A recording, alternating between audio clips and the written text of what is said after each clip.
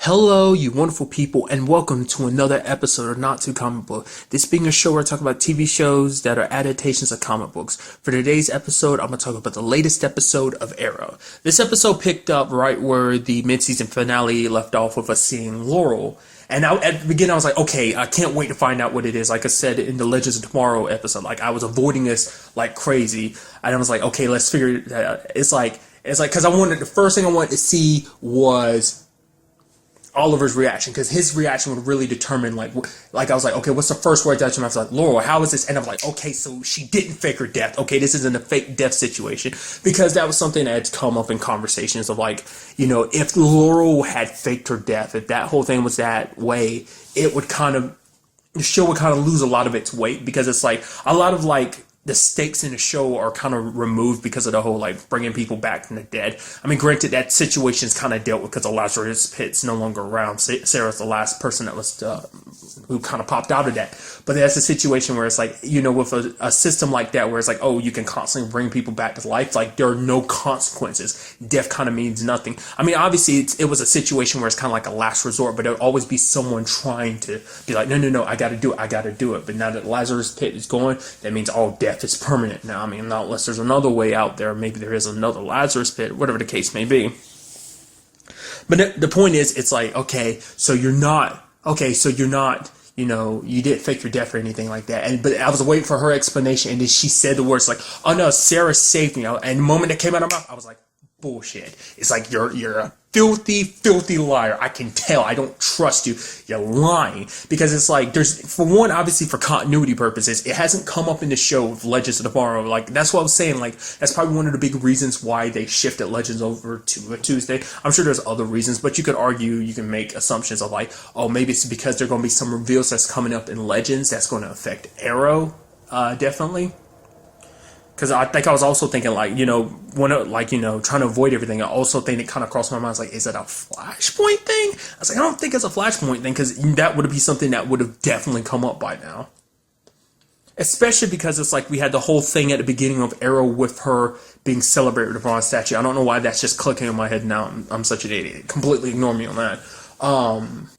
But then it's like, if Sarah had done something, which Sarah wouldn't, because she knows she's got to protect the timeline and everything, it being their job and everything, But at the same time, it's like, but she said all the right things by saying like, oh, like Sarah found a way to save me without there being it messing with the timeline and everything. So coinciding with what we already know about like, oh, the Spear of Destiny is like, oh, maybe you could argue it's like, Sarah got the Spear of Destiny later on. Like I kind of brought up as something that could be a possibility, that she got the Spear of Destiny at some point later on in Legends of Tomorrow and makes a decision to save Laurel, because she's like, now she has the power to do it without any ramifications. Obviously, Sarah's still not going to do it, because the fact is we don't know what will be the consequences of doing something like this. Thing has the power to literally rewrite reality. So it's like, obviously that can't be, there has to be some kind of exchange. So I'm sure there'll be backlash from doing it. But that's why, just like, to me, like, even with that, like, thought being there in the back of your head, it's like, I still, like, no, there's no way you're really Laurel. And it turns out technically she is Laurel, but she's Earth 2 Laurel. She's Black Siren. I was like, I like that. I can't remember if I threw that out there. It's kind of an obvious thing, but still, I was just like, dude, I love that. Apparently Prometheus broke her out. Specifically, I guess it's kind of, because this whole thing isn't about just killing Oliver straight out. It's about making him suffer. And it's like the best way to make him suffer is to make him think like, oh, the person one of the people he cared about most, one of the people he lost, that is back in his life, kind of give it to him. And then I guess the point was to kind of rip it away from him too.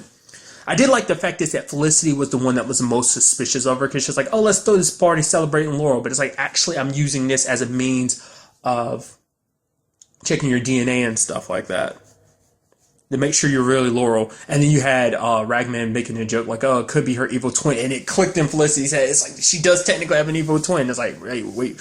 I love the fact is that I always love that when new people get brought into certain situations, like the whole conversation about the Lazarus Pit. It was never brought up by name. It's like, yeah, but the Lancers kind of have a situation with death that they kind of fight it a little bit. And then Renee was like, wait, what are you talking about? They come back before type of situation, where really it's mainly like Sarah that's kind of faced death and come back multiple times. But that plus a whole like situation about finding out about the your parallel universe counterparts and stuff like that. I've even had Curtis make a joke. He's like, he's like, oh, I'd be so interested to find out what my Earth 2 counterparts like. He's like, oh, what if he's actually straight? But I love like the fact is because that was kind of an interesting side of Felicity we saw in this episode. She was very aggressive in a sense of like doing things like because Oliver wanted to talk to Black Siren because she's basically like, oh no, he forced me. I'm going to help you take down Prometheus. Like he threatened to kill me. Oliver was going to give her a chance. Felicity was like, okay, she switched over to calm. She's like, okay, everyone else but Oliver's listening.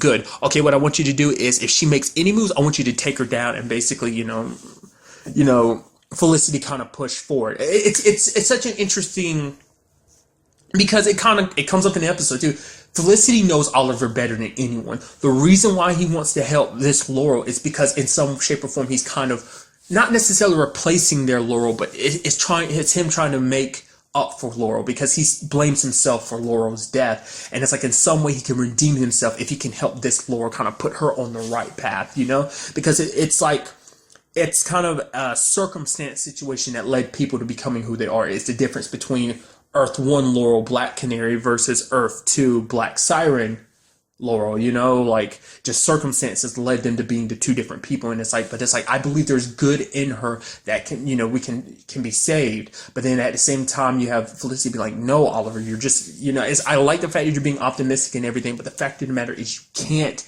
really think that like you're just trying to like you want Laurel back, and I understand that feeling, but she isn't Laurel. She isn't our Laurel.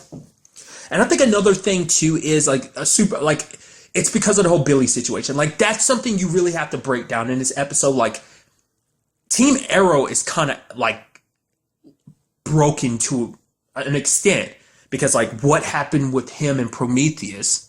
And it's like, I'm sure like whether Oliver admitted or not, I'm sure there's a lot of stuff that he's unsure. But I think that's why another reason why he was hesitant going forward with the Black Siren situation, because it's like he saw what happened when he kind of got manipulated and pushed forward into a situation. And like he ended up killing Billy because he was manipulated by Prometheus. It's like he was trying to be.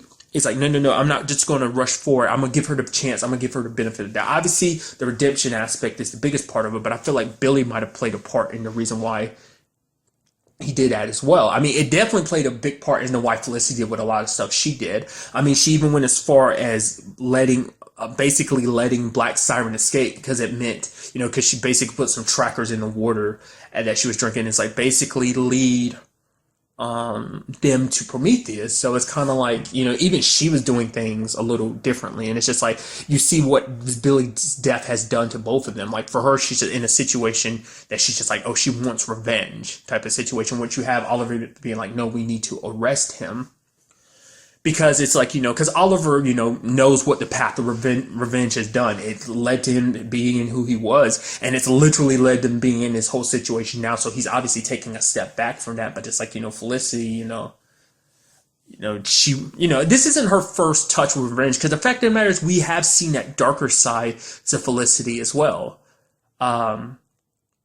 Because she even pointed out in this episode, she's like, oh, since you're back to killing people, why don't you go ahead and kill Prometheus? Like, she's saying that because, for Billy's sake. But it's like also back when the whole thing with Dark and Laurel, like she told Oliver to put Dark down. She's like, you have to find him and you have to kill him. So it's like, you do see those moments of like when she loses people that are very important to her. You see that darker side of Felicity come on. I was actually surprised to see the relationship as not been as effective. I mean, maybe it's something we'll see kind of pushing forward, but it's like, I don't know. It's kind of interesting that they make it like, it's not even a sense of like, oh, being rational. Obviously rationally, that Oliver didn't kill Billy on purpose. It was the whole setup situation, but still there's the emotional aspect of like I said, going back to the whole Ragman and Felicity situation, she couldn't look at him without seeing what she had done, and he can't look at Felicity without thinking about her family being dead. So it's to me, I'm surprised that didn't really come up. Like, I mean, it's there a little bit, but it was never really just kind of slapped in his face like as much as I thought it was going to be. Like they're actually on good terms. I would have thought there'd be a lot more backlash from it, like I said, but this is just the first episode back, so who knows what could come up in the future. But I brought up the fact is that Team Arrow is also broken. Like that was one way, was about Billy's death and just how they're in that state. But also on the Curtis front at first, because Curtis is like so beaten down, because it's like he's like, I'm not no use to this team, because it's like Curtis has sacrificed everything. He's gotten hurt. He's tried to help people, tried to do the right thing, trying to be a hero.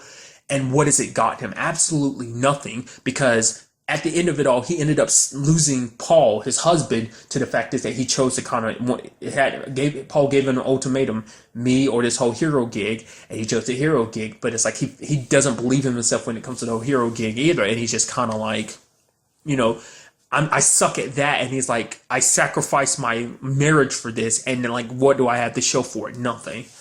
That was kind of an interesting thing about the episode too, is the fact is that we had him and Renee, you know, Wild Dog, bonding, because it was like, you know, because I feel like obviously the team is slowly bonding and creating like, you know, ties to each other, but it was like the first time I really seen them like kind of have a heart to heart. You know, prior to this, Wild Dog had one with obviously him and Diggle, but this is kind of his first with Curtis, and it was just kind of like, yo, stop tripping about the things you can't do and focus on the things you can do. Like, you know, he's a very smart, you know, more techie dude, so it's kind of like put your strengths towards that and find a way to help the team. In this particular episode, it ended up helping find a way to stop Laurel's powers. It does make you wonder, because we never really got the whole thing played out. I am surprised that like we never really found out what Prometheus exactly had planned for Laurel. Like, what exactly did he want her to pretend to be Laurel the entire time? That's gonna suck, because I mean, we got it in the form of a phone call, but she did call Thea and kind of told her, so that's gonna suck when Thea gets back and it's like, oh wait, what? That was not really Laurel. I was wondering about the whole Lance situation too, but she was like, oh no, I can't, you know, don't want to kind of overwhelm him or something. It's like, oh, she was okay with not telling Lance ahead of time, and I'm guessing because there's a part of her that, like, if she saw him, it might, you know, break her a little bit, because it's like he's not around in her Earth. I think this is also Oliver's first time hearing about the Green Arrow Earth 2 counterpart, because basically Oliver had died like 10 years prior, obviously, on Earth 2, because, you know, his dad is actually the Green Arrow on Earth 2, so. But I think this is the first time Oliver had ever heard about that. But I'm sure, like, having lost her family, she wouldn't have been able to face Lance without kind of, you know, breaking up a little bit, because she probably hasn't seen him in a very long time. But I mean, might even at this point even remember his face.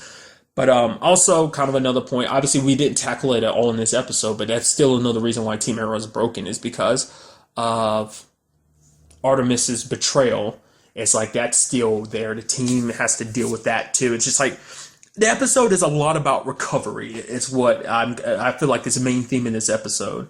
Also, an interesting fact came up that I didn't know. Like, they just casually threw it in. The fact is, Rory, or is it Roy? I can't remember. No, I think it's Rory. Ragman's real name. You know, the Rorys and the Roy, and it just kind of get mixed up in my head. But Rory, he actually doesn't sleep because of the whole Rag situation, which I don't know if that's ever come up before. So that was kind of interesting.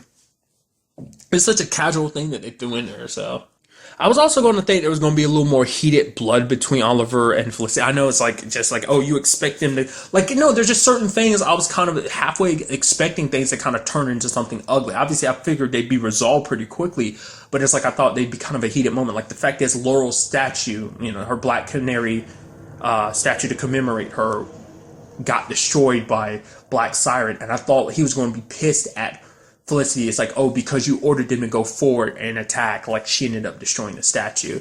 Kind of interesting on that part too, is like, even when that's all said and done, there is a part of Oliver that still wants to try and reach that side of Laurel inside of her. So he has her locked up at Argus for now, so that he can keep an eye on her. I don't remember, so if you do, like, tell me in the comments down below, was her powers, were they temporarily taken, or did Curtis find a way to permanently take them? I think it was probably a temporary situation, because it's like, why would you?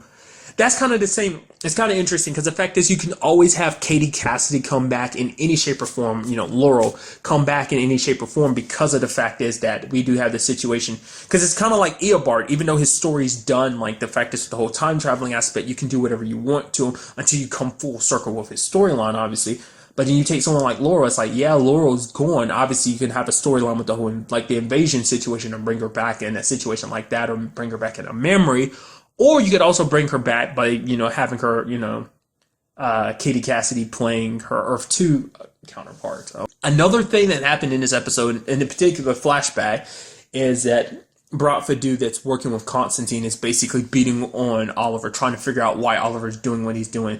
Basically calling Oliver's devotion to the Bratva. It's like, oh, you came here for your own reason. You came here for revenge for some woman. So it's like, you don't have the interest of the Bratva at heart, which is, technically it does, because the Bratva's all about really helping people, kind of getting justice for people. And it's like, her family was killed by Constantine, and it's like, isn't a Bratva's job to kind of bring justice? And it's like, technically that's what he's doing, but it was kind of a personal vendetta. So is more harm than good, especially in his case, because he's like, oh, I'm working, because he's working with Constantine. But at the same time, it's also like, he's also being like, oh, how do you know that I'm not actually using Constantine, that I'm pretending like we're on the same side just so that I can put myself in a position to kind of strike, And basically, he's telling Oliver, it's like, okay, when it's all said and done, you're going to have to be obedient to me or I'll pull a bullet in your head.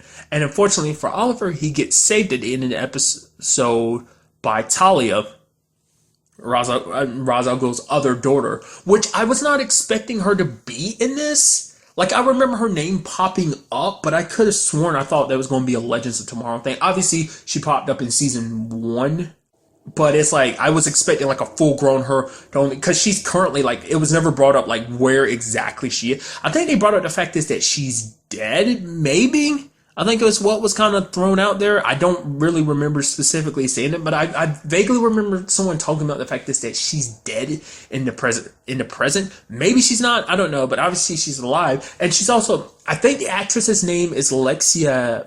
I don't know. I'm a butcher her last name. I'm gonna say Doig.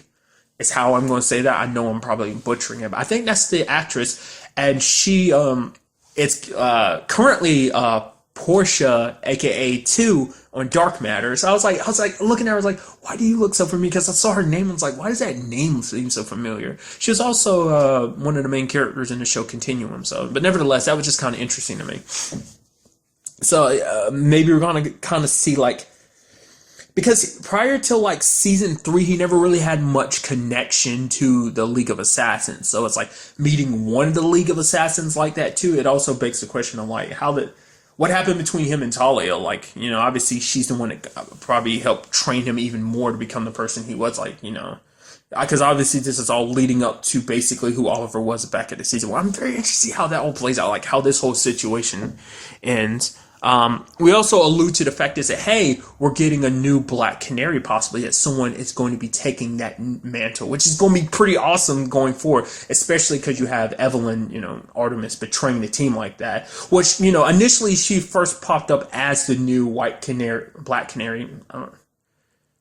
I think I was thinking of Sarah at the time I said that. No, nevertheless, because when she first popped up, it was kind of like, oh, she's going to be the new Black Canary, but then obviously she shifted over and became Artemis. And I'm still wondering about that situation. Like I said, once based on my Young Justice knowledge, just because of what happened with Artemis, like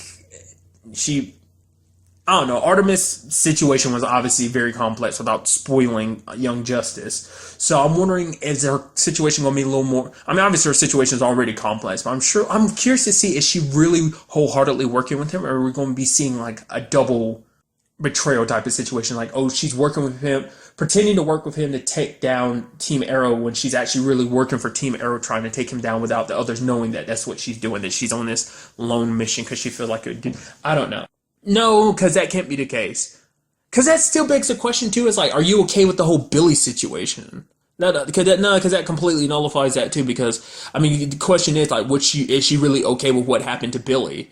Like, I guess to her, it's like everyone on that team is to blame. It's like, yeah, she has a problem with Oliver, but it's like they stay beside Oliver. They continue to work with him, knowing who he is and everything. So it's like, I guess in her eyes, it's like they're no better than him. So, and then another part of this episode was a whole slight advancement in Diggle's story. That Diggle's like, I'm not going to break out again, but what I'm going to do is I'm going to fight this. And we ended up getting the DA. I think his name's Adrian.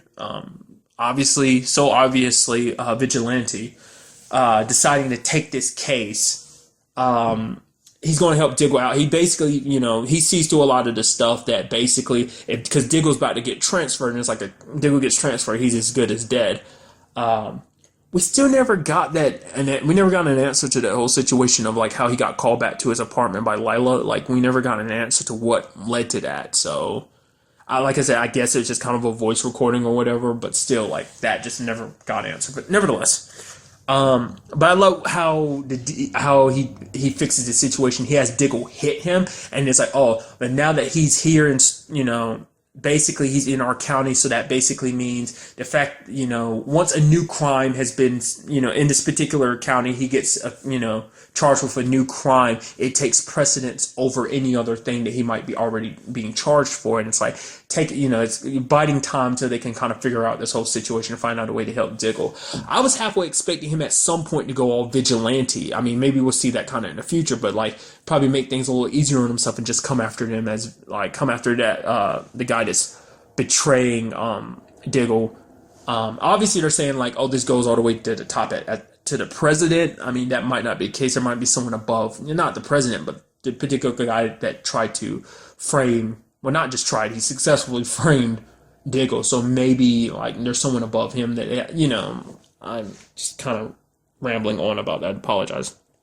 Also, another thing we found out about, just kind of a slight note, is the fact is that he's covering up what happened to Billy, because things will go sideways if the real thing, everything came out. It's like, oh, either people think that Billy was Prometheus, and it's like, you didn't even realize that Prometheus was under your nose the entire time because he was a cop, part of a task force and everything, or end up finding out the fact is that Billy was killed by the Green Arrow. It's like, it doesn't matter that he was disguised as Prometheus. It's, that fact won't sit in most people's minds. What will sit in people's minds is the fact is that the Green Arrow, this superhero that they believe in wholeheartedly, that the police kind of work side by side with, ended up killing someone, and not just anyone, a cop too, part of the task force. So it's understandable. That never came up with Felicity, so maybe she knows, or is that something just between? I don't know. I feel like, because I'm surprised that didn't come up, but I'm guessing Felicity's okay with it too, because she knows the ramifications it would cause for them. It'd make their job a lot harder if that type of information came out. So, but overall, a very good episode. I'm very interested to see where we go next week. But really, that's all I want to talk about in this episode. Till the next time we meet, be happy, be safe, live life to the fullest, and enjoy it. Good day and goodbye.